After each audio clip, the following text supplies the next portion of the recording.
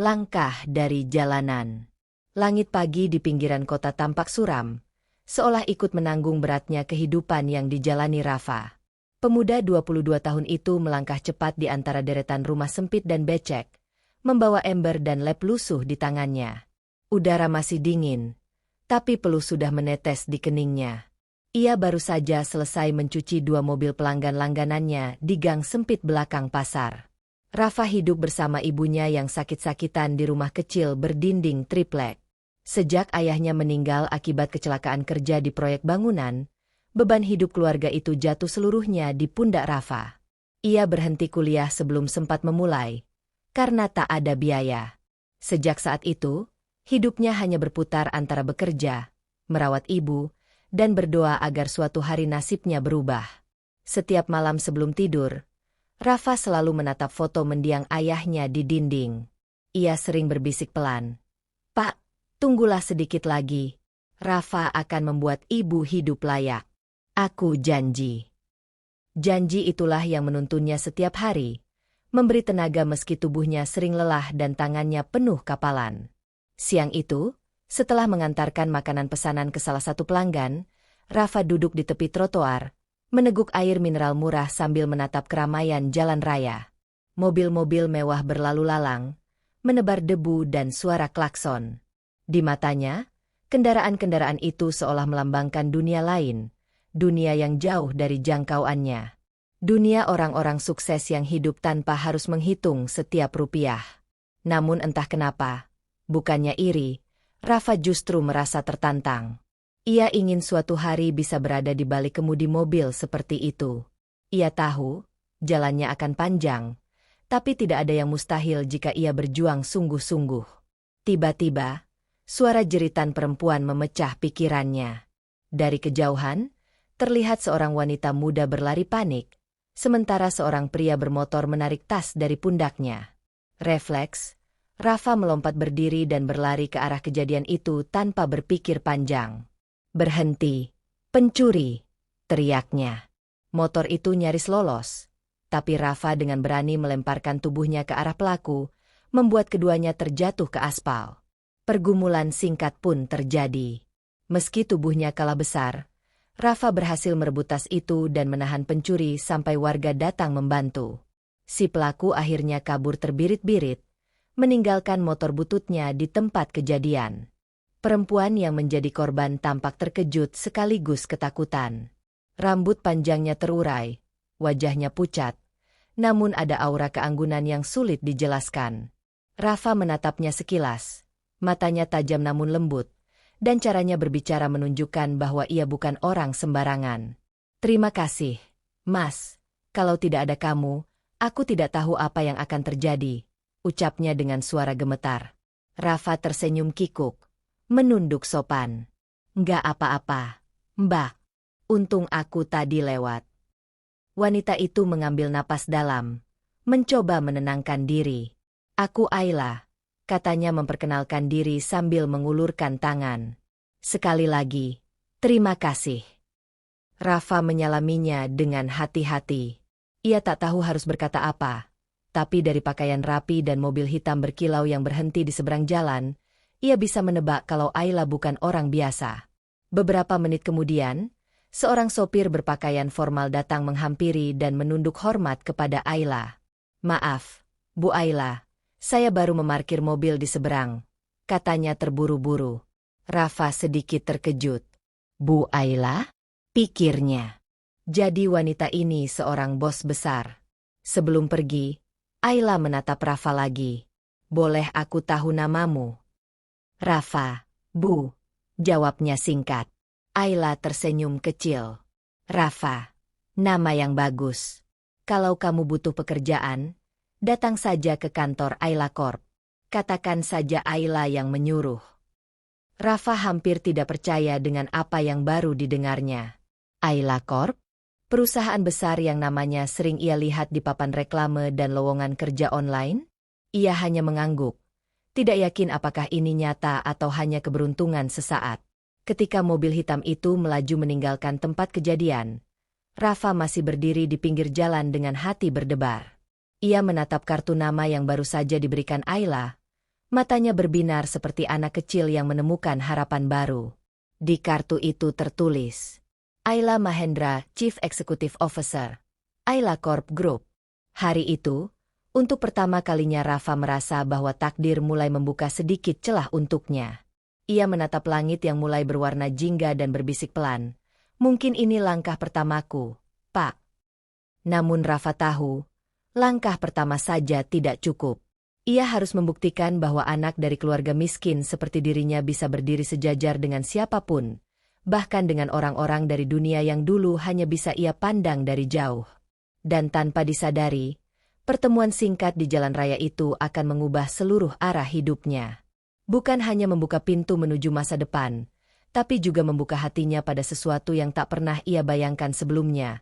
Cinta yang tumbuh di antara dua dunia yang sangat berbeda. Antara harapan dan keputusasaan. Sudah 3 hari sejak pertemuan itu. Namun bayangan wajah Ayla dan kartu nama bertuliskan Ayla Mahendra, CEO Ayla Corp terus menghantui pikiran Rafa. Kartu itu kini disimpannya di dompet lusuh, seolah menjadi simbol harapan baru dalam hidupnya. Suatu pagi, setelah memastikan ibunya cukup kuat untuk ditinggal, Rafa mengenakan kemeja pinjaman tetangga. Kemeja itu agak kebesaran, tapi sudah ia setrika sebaik mungkin. Ia menatap cermin retak di kamarnya dan mengatur napas. Hari ini, aku akan coba peruntungan. Kalau gagal, setidaknya aku sudah berusaha, bisiknya pelan. Dengan langkah penuh tekad, Rafa berangkat menuju gedung tinggi Ayla Corp yang berdiri megah di pusat kota. Bangunan itu menjulang seperti simbol kesuksesan dan kemewahan. Setiap kali seseorang lewat pintu kaca berputar, Rafa bisa melihat pantulan dirinya, sosok sederhana di antara orang-orang berjas dan berdasi. Rafa sempat ragu melangkah. Ia merasa asing di tempat itu, seperti burung kecil yang tersesat di antara gedung pencakar langit. Namun ia menggenggam kuat dompetnya dan berkata dalam hati, kalau aku mundur sekarang, aku akan tetap di jalanan selamanya. Di meja resepsionis, ia dengan gugup memperkenalkan diri. Saya, Rafa, Bu, ingin melamar kerja. Ibu Ayla yang menyuruh saya datang. Wanita resepsionis menatapnya dari ujung kaki hingga kepala, mungkin menilai penampilannya yang terlalu sederhana. Namun setelah melihat kartu nama Ayla, ia langsung berubah sikap. Silakan tunggu sebentar, Pak Rafa. Saya hubungi bagian HR. Beberapa menit kemudian, Rafa dipanggil ke ruang wawancara. Di dalamnya sudah duduk 2 orang staf HR berpenampilan profesional. Mereka memintanya duduk dan mulai menanyakan berbagai hal, pendidikan terakhir, pengalaman kerja, kemampuan komputer, dan lain-lain.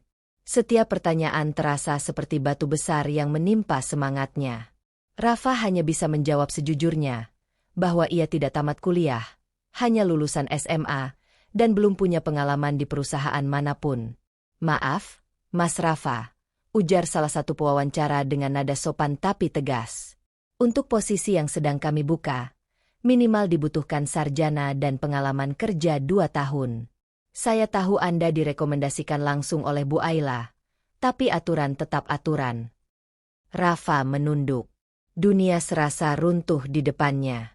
Semua harapan yang ia bawa dari rumah mendadak hilang begitu saja. Ia keluar dari ruangan itu dengan langkah berat. Namun di tengah rasa kecewa, Rafa berhenti di depan pintu kaca lobi, memandangi karyawan yang sibuk lalu lalang.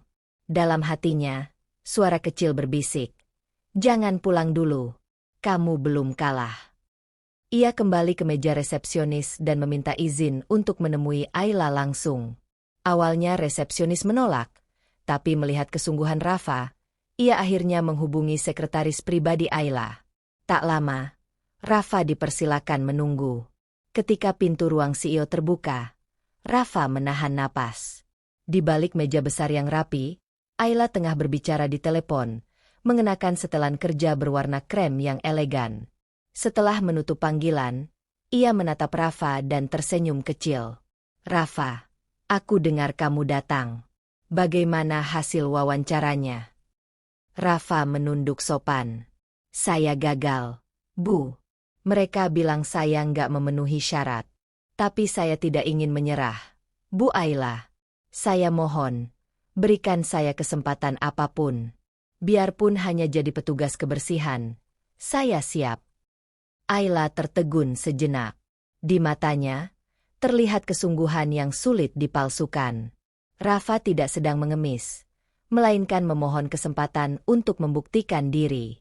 Ia bangkit dari kursinya, berjalan mendekat, lalu berkata lembut, "Kamu tahu, Rafa, kebanyakan orang setelah gagal akan pergi dan tidak pernah kembali. Tapi kamu justru datang lagi. Itu hal langka." Rafa hanya diam, menunduk penuh hormat. Ayla melanjutkan, "Baik, aku akan berbicara dengan manajer fasilitas. Mulai besok, kamu bisa bekerja sebagai petugas kebersihan di lantai bawah. Tapi ingat, kesempatan ini kecil, dan kamu harus membuktikan bahwa kamu layak berada di sini." Mata Rafa berkilat menahan haru. "Terima kasih, Bu. Saya janji tidak akan menyia-nyiakan kesempatan ini." Hari berikutnya, Rafa resmi menjadi bagian dari Ayla Corp, meski hanya sebagai OB. Seragam biru muda membalut tubuhnya, lengkap dengan pel dan ember di tangan. Ia bekerja membersihkan lantai, menyapu ruang rapat, dan mengganti air dispenser tanpa keluhan sedikitpun. Beberapa karyawan memandang rendah. Bahkan ada yang tertawa kecil saat melihat Rafa sibuk mengepel di depan lift. Tapi Rafa tidak peduli. Dalam hatinya, pekerjaan ini bukan sekadar membersihkan lantai, melainkan membersihkan jalannya menuju masa depan. Setiap kali Ayla lewat di lorong, Rafa menunduk sopan. Kadang Ayla tersenyum tipis, sekadar memberi semangat. Namun senyum itu cukup untuk mengisi harinya yang melelahkan. Suatu malam, setelah semua karyawan pulang, Rafa masih di kantor. Ia duduk di pojok ruang lobi, menatap lantai yang mengilap hasil kerjanya sendiri. "Dari sini aku mulai," bisiknya. "Suatu hari aku nggak akan hanya membersihkan lantai, tapi ikut membangun perusahaan ini." Angin malam berembus lembut dari jendela besar, membawa aroma kebebasan dan harapan. Meski hari-harinya penuh peluh dan lelah, Rafa tahu bahwa langkah kecilnya di Ayla Corp adalah awal dari perjalanan panjang menuju impian. Dan di ruangan atas, Ayla yang belum pulang memperhatikan Rafa diam-diam dari balik kaca kantornya. Ia tersenyum tipis. Dalam hatinya, muncul perasaan halus yang belum bisa ia jelaskan. Antara kagum, iba, dan sesuatu yang lain yang perlahan tumbuh tanpa ia sadari. Peluh dan perjuangan. Sejak hari pertama bekerja di Ayla Corp, Rafa tahu bahwa hidupnya tidak akan mudah. Namun ia tak pernah mengeluh. Setiap pagi, sebelum matahari menampakkan wajahnya, Rafa sudah berada di depan gerbang gedung tinggi itu. Seragam birunya masih tampak rapi, meski sudah mulai memudar karena sering dicuci. Sapu dan pel adalah senjatanya, senyum adalah tamengnya. Rafa selalu datang paling awal, bahkan lebih dulu daripada satpam yang bertugas pagi. Ia membersihkan lantai lobi, memoles kaca hingga berkilau, dan memastikan setiap sudut ruangan terlihat sempurna. Ketika jam kerja dimulai dan karyawan berdasi mulai berdatangan, Rafa sudah berkeringat dari ujung kepala sampai kaki. Tapi ia tidak merasa lelah. Ia justru merasa bangga bisa melakukan sesuatu yang berarti, meski sederhana. Rekan-rekan sesama petugas kebersihan sering kagum melihatnya. "Raf, kamu nggak capek apa sih? Datang paling pagi, pulang paling malam," tanya salah satu temannya, Darto. Rafa hanya tersenyum. "Capek itu wajar. Tuh, tapi kalau berhenti, nanti nggak bisa maju." Kata-kata sederhana itu membuat banyak orang diam. Rafa memang berbeda. Ia bekerja bukan hanya untuk gaji, tapi untuk cita-cita. Hari demi hari berlalu, dan kegigihan Rafa mulai menarik perhatian banyak orang di kantor. Beberapa karyawan bahkan sering meminta bantuannya di luar tugas utama. Ada yang minta tolong mengambil berkas, memperbaiki dispenser, hingga membantu menata ruang rapat besar. Rafa selalu sigap dan tidak pernah menolak. Ia tidak peduli pekerjaan itu di luar tanggung jawabnya. Yang penting, ia bisa belajar sesuatu.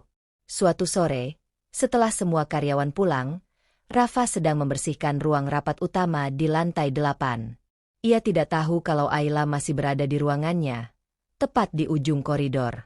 Dari balik kaca besar, Ayla memperhatikan pemuda itu bekerja tanpa henti. Ia melihat bagaimana Rafa mengelap meja panjang dengan teliti, menata kursi satu persatu, lalu memungut selembar kertas yang terjatuh tanpa diminta siapapun. Ada ketulusan yang memancar dari setiap gerakannya. Ayla bersandar di kursinya, tersenyum kecil. Anak ini benar-benar berbeda, gumamnya pelan. Sejak saat itu, pandangan Ayla terhadap Rafa mulai berubah.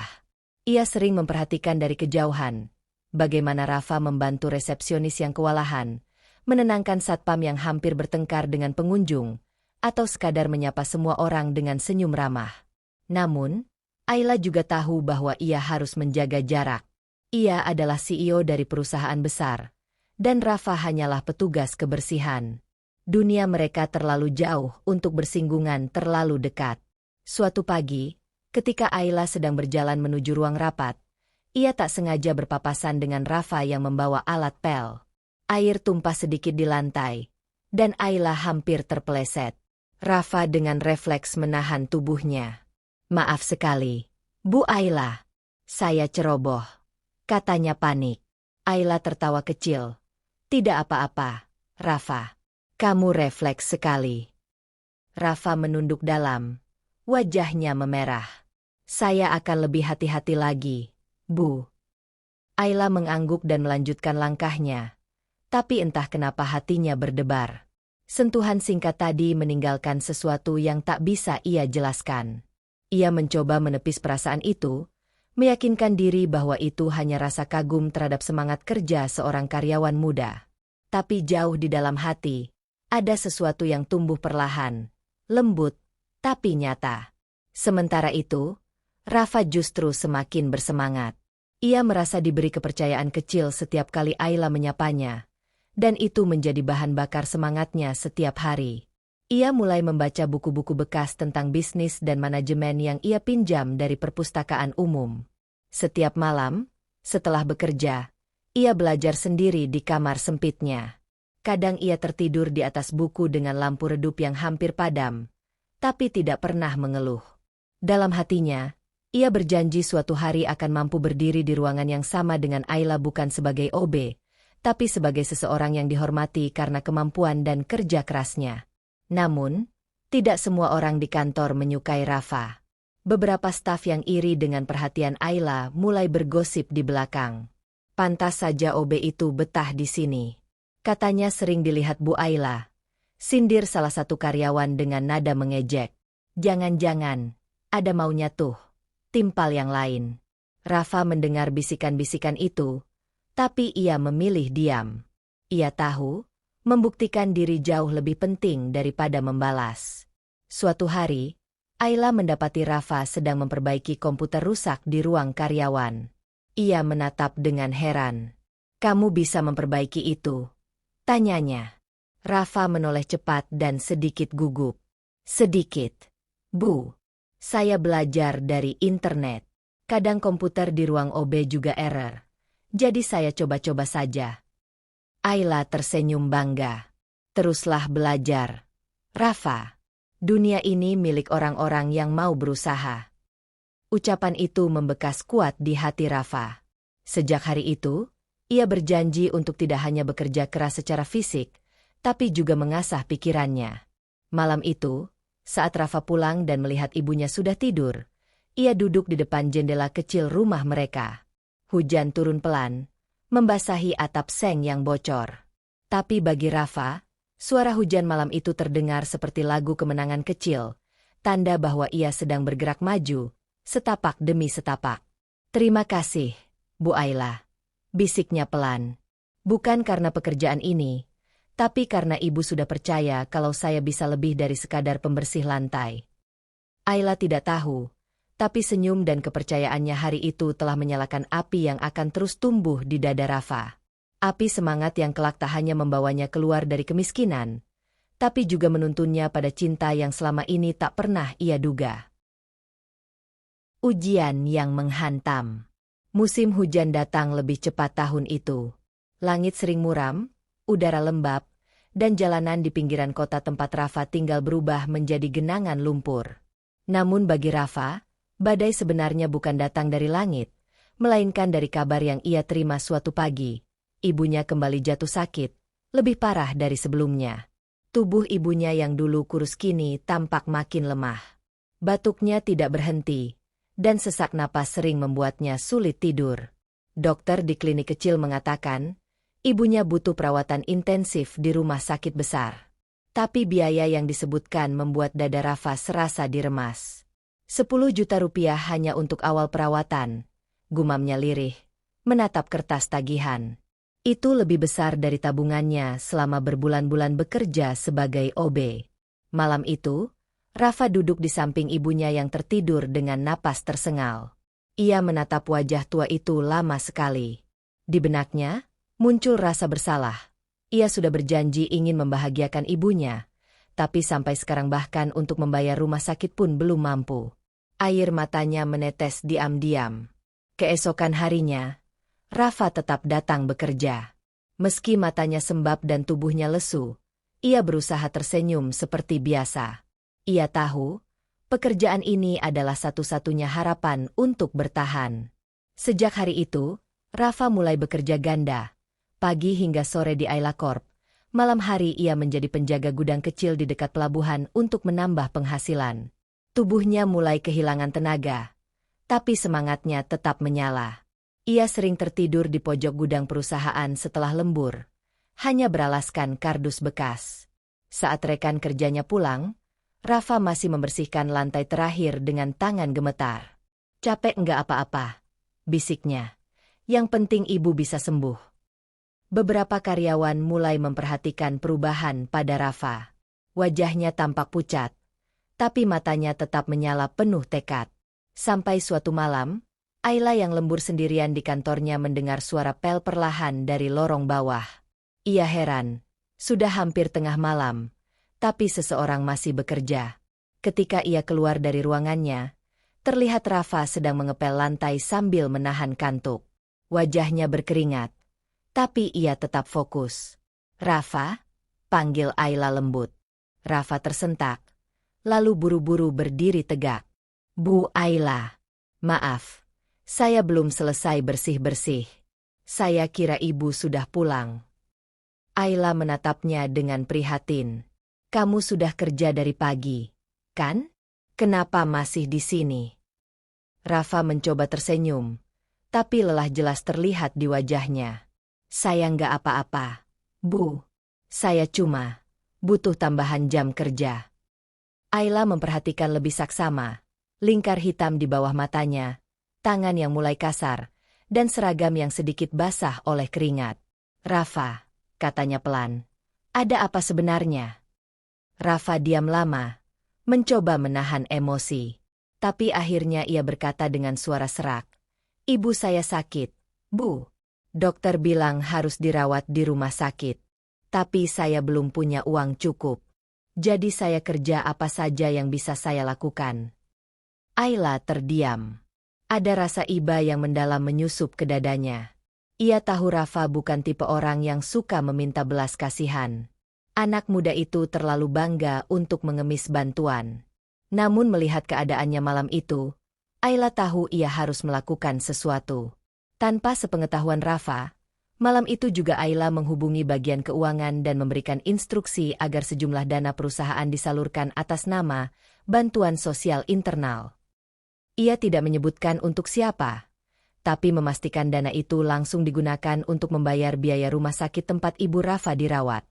Beberapa hari kemudian, Rafa terkejut ketika pihak rumah sakit memberitahu bahwa biaya awal perawatan sudah dilunasi oleh donatur anonim. Ia bingung dan heran. Ia mencoba mencari tahu, tapi tak ada yang mau memberitahu siapa yang membantu.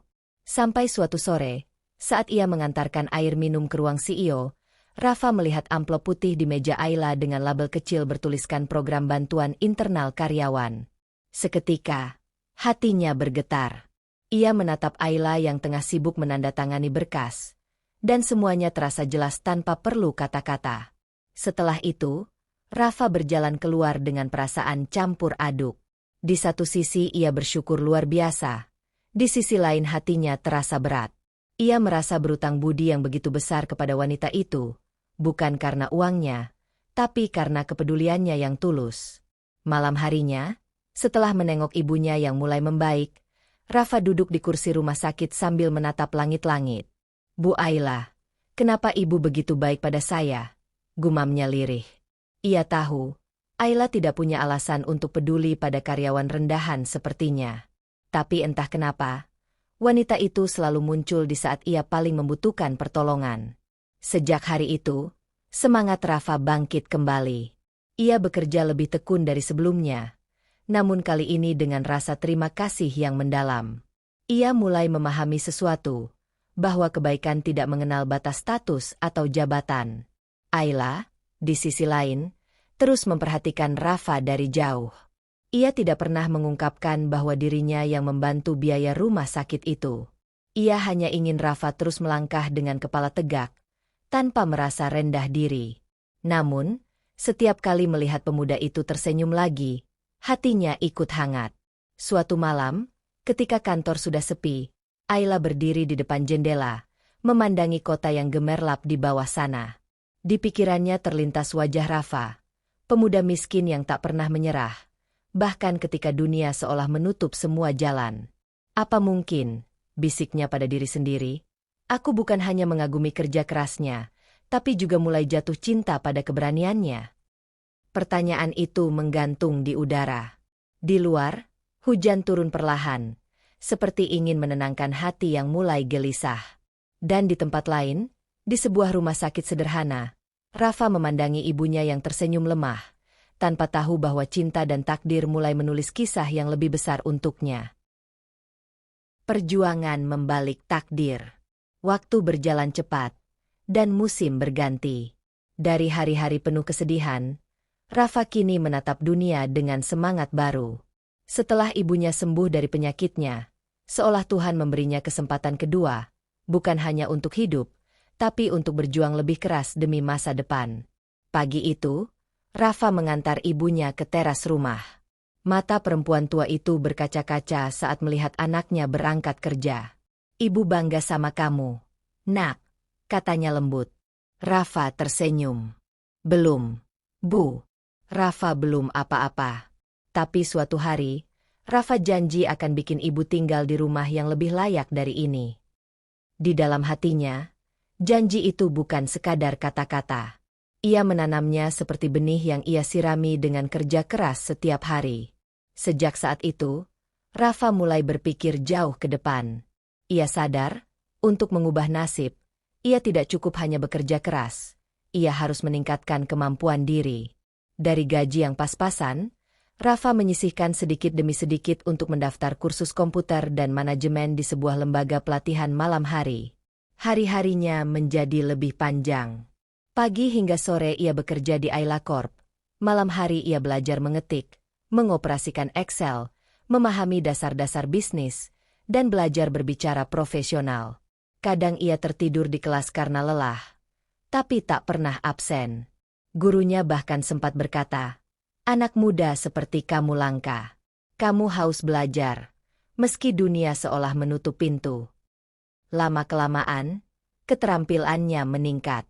Ia mulai membantu staf administrasi yang kesulitan menginput data. Awalnya mereka meragukan kemampuan Rafa, tapi begitu melihatnya bekerja cepat dan teliti, semua kagum. Rafa tidak hanya membersihkan ruangan, tapi juga menawarkan solusi kecil yang mempermudah pekerjaan orang lain. OB yang bisa bikin laporan keuangan, candaan itu sempat beredar di kalangan karyawan, tapi lama-kelamaan berubah menjadi kekaguman. Rafa tidak tersinggung. Ia hanya tersenyum, karena ia tahu, setiap tawa adalah batu loncatan menuju pengakuan. Suatu hari, manajer HR, Pak Dimas, memanggil Rafa ke ruangannya. "Rafa, saya perhatikan kamu ini beda. Banyak staf administrasi bilang kamu sering bantu input data. Saya lihat hasil kerjamu rapi dan cepat. Kamu belajar dari mana?" Rafa menjawab jujur, "Saya ikut kursus malam, Pak. Saya ingin belajar biar bisa lebih berguna buat perusahaan ini. Pak Dimas mengangguk, lalu tersenyum puas. Bagus. Ayla Corp butuh orang seperti kamu. Minggu depan, saya mau kamu ikut tes internal. Kalau hasilnya baik, kamu akan saya tempatkan di divisi administrasi. Rafa tertegun. Hatinya bergetar hebat. Benarkah, Pak? Tapi, saya cuma OB. Justru itu. Kamu pantas dapat kesempatan lebih. Jabatan bisa siapa saja, tapi niat baik dan kerja keras jarang ada. Tes itu dilaksanakan seminggu kemudian. Rafa belajar keras setiap malam, mengulang materi kursus, dan membaca buku-buku yang ia pinjam dari perpustakaan. Ketika hari ujian tiba, ia menulis dengan penuh keyakinan.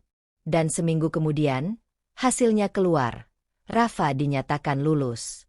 Hari itu menjadi salah satu hari paling bersejarah dalam hidupnya. Ia resmi dipromosikan menjadi staf administrasi junior di Ayla Corp.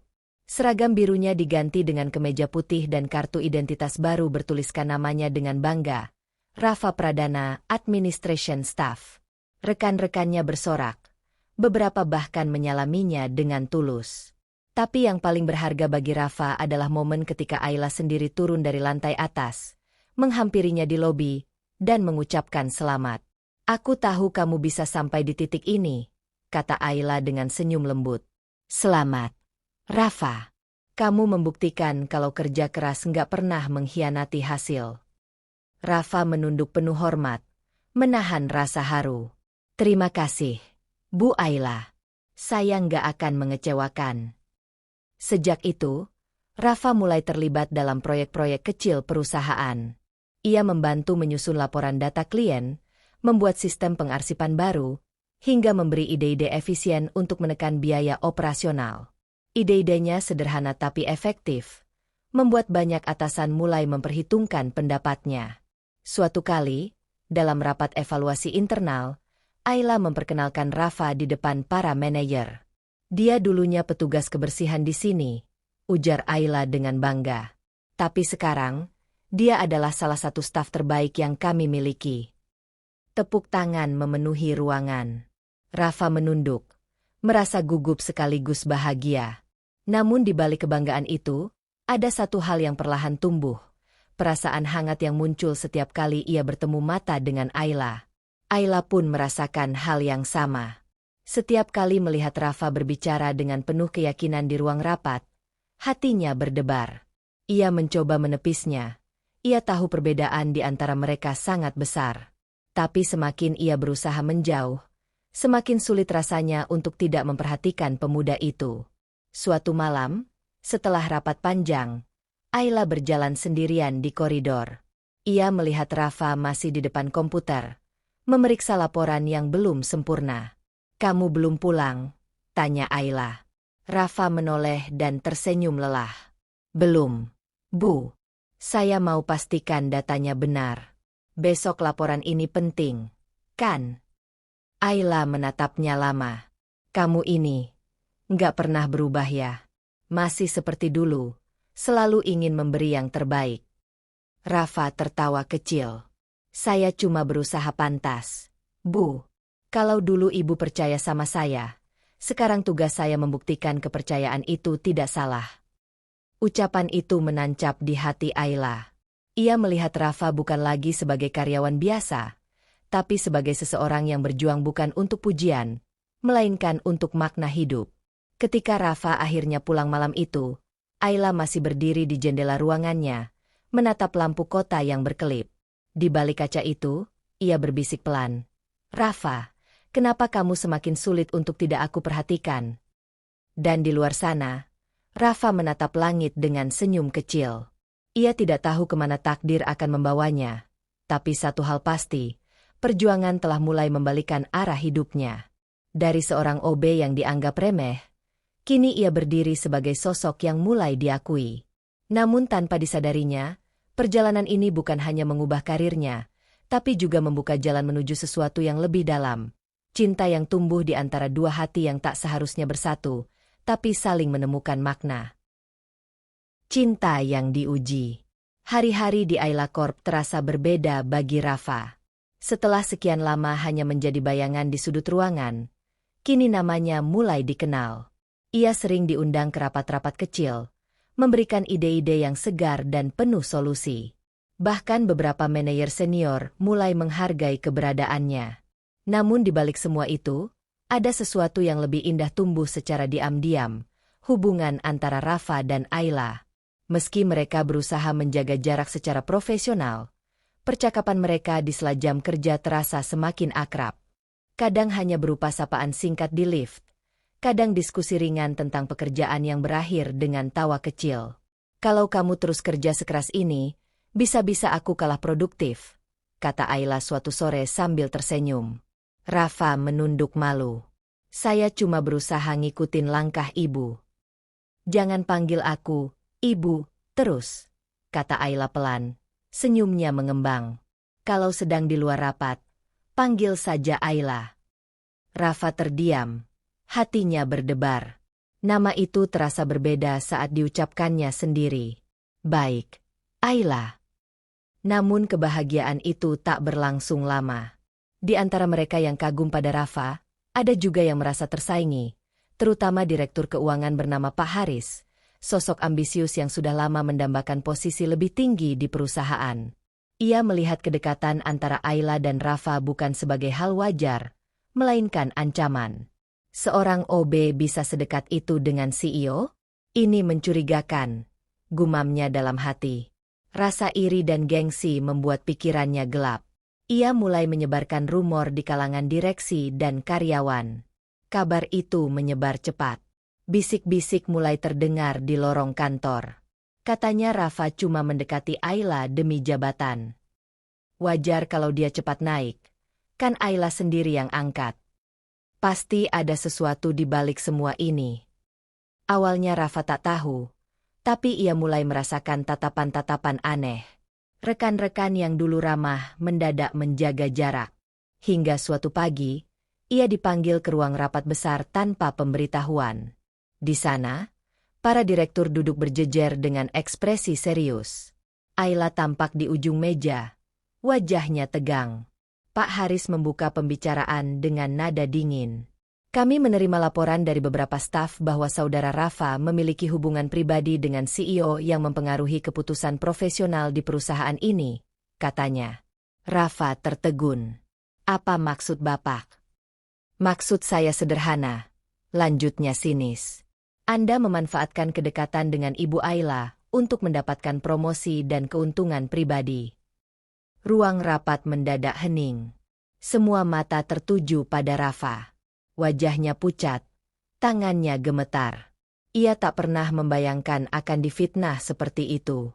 Saya tidak pernah melakukan hal seperti itu, Pak, ucapnya pelan tapi tegas. Saya bekerja keras untuk setiap posisi yang saya dapat. Saya bahkan belajar malam-malam demi bisa berkembang di sini. Namun Pak Haris tak berhenti. Ia melemparkan beberapa berkas foto hasil rekayasa. Rafa dan Ayla sedang berbicara di kafe setelah jam kerja. Bukti cukup jelas, bukan? Apa ini yang disebut profesional? Katanya tajam. Ayla menatap foto-foto itu dengan napas bergetar. Ia tahu betul itu hanya kebetulan. Pertemuan itu memang terjadi, tapi hanya untuk membahas proyek CSR perusahaan. Namun yang membuatnya marah bukan tuduhan itu, melainkan cara Pak Haris menjatuhkan Rafa tanpa hati nurani. Cukup, Pak Haris. Suara Ayla menggema di ruangan. Semua terdiam. Saya tahu apa yang Anda lakukan. Pertemuan itu sah dan tercatat dalam agenda perusahaan. Dan kalaupun saya memang ingin berbicara dengan staf saya di luar kantor, itu bukan urusan Anda.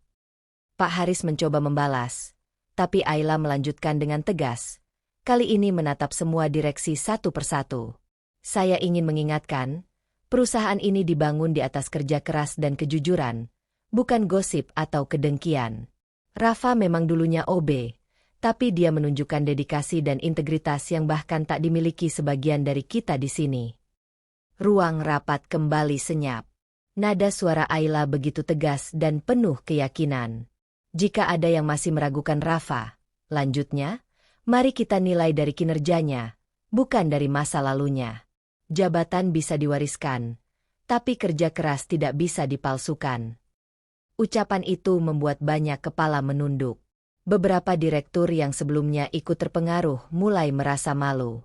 Rafa hanya berdiri diam, matanya berkaca-kaca.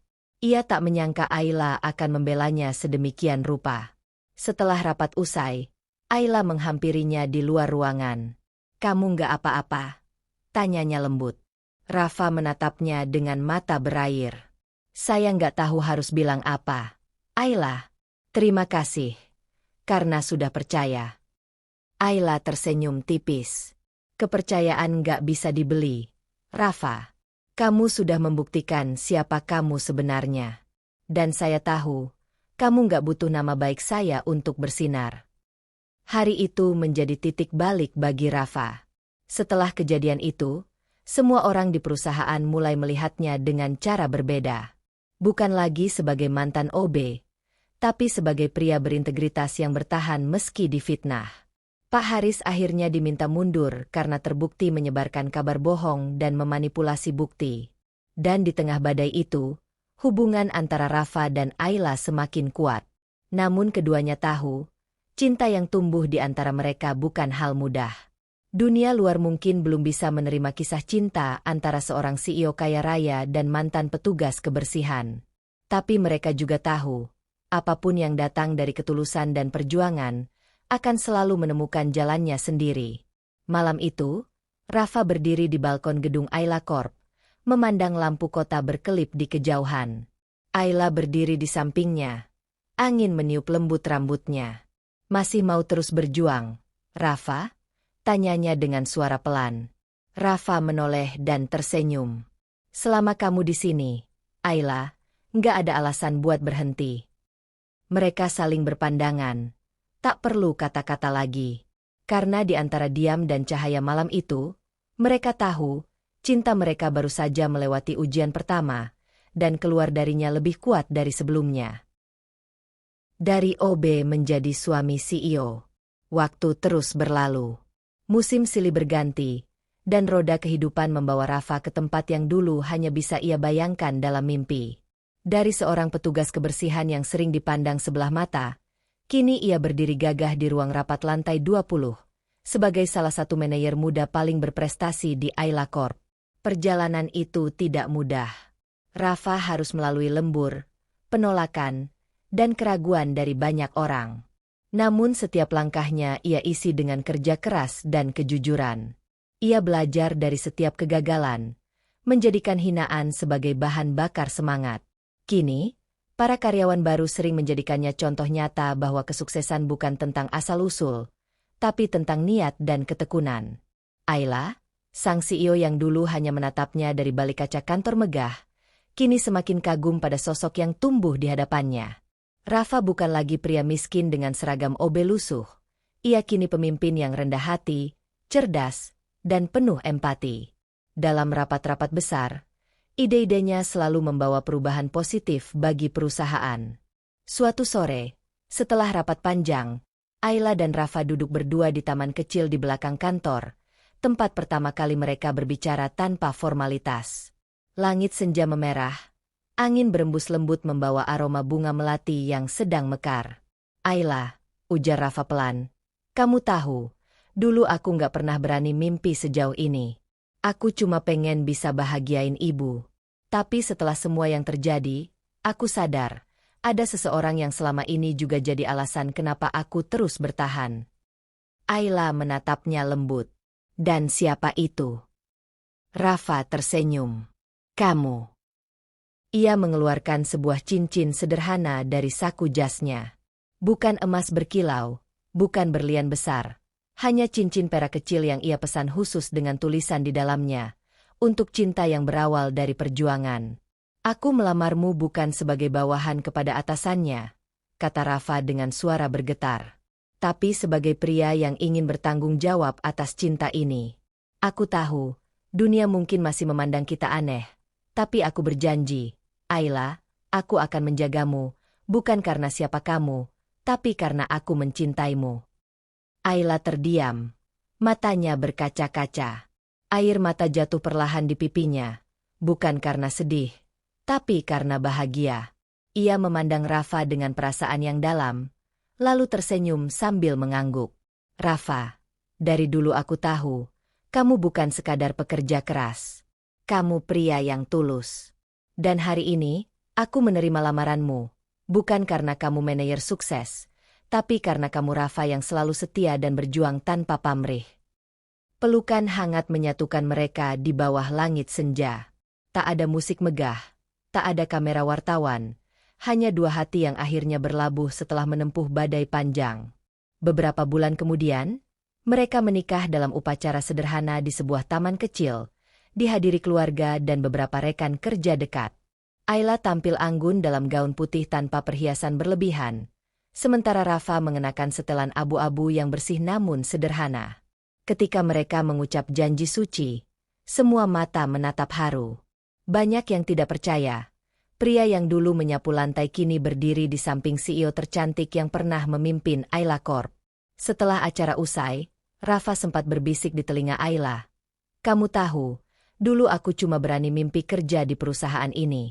Aku nggak pernah nyangka, aku justru menikahi pemiliknya. Ayla tertawa kecil. Dan aku nggak pernah nyangka, cinta sejujur itu datang dari seseorang yang dulu hanya aku pandang sebagai karyawan biasa. Kini, bertahun-tahun setelah semua perjuangan itu, mereka dikenal sebagai pasangan inspiratif. Ayla tetap menjadi CEO visioner, sementara Rafa menjadi tangan kanannya, bukan karena hubungan pribadi, tapi karena kemampuannya terbukti membawa perusahaan semakin maju. Kisah mereka menjadi bukti hidup bahwa asal punya tekad, cinta, dan kerja keras, tak ada yang mustahil. Bahwa status dan kekayaan bukan penentu kebahagiaan, melainkan hati yang tulus dan niat yang tak pernah menyerah. Dari seorang OB sederhana hingga menjadi suami CEO ternama, Rafa telah membuktikan satu hal. Mimpi tidak mengenal kasta, dan cinta sejati selalu lahir dari ketulusan, bukan dari harta.